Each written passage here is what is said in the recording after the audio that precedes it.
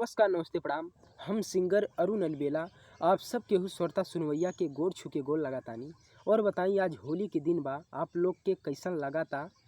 आप लोग होली मनाई दोस्तों। वैसे हमारे यहाँ आज ही होली है, बहुत लोग इसके बाद वाले दिन मनाएं।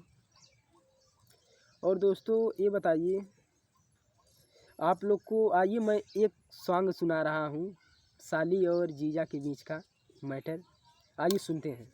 हो कि हरे बलिया के बाली पे मन घबराए, तोहरो ठलाली पे जिया ललचाए।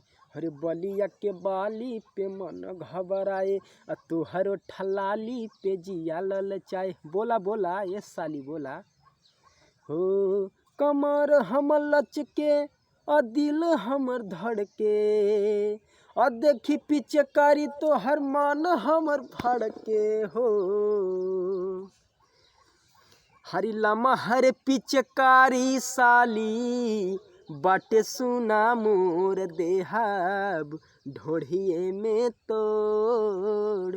लमहर पिचकारी रंगवा भरले ही लाल देहाब ढोढ़िए में डाल।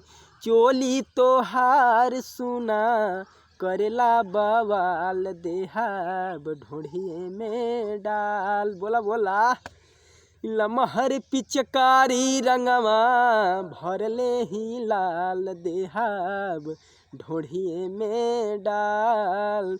चोली तोहार सुना कैले बवाल देहाब ढोढ़िए में डाल।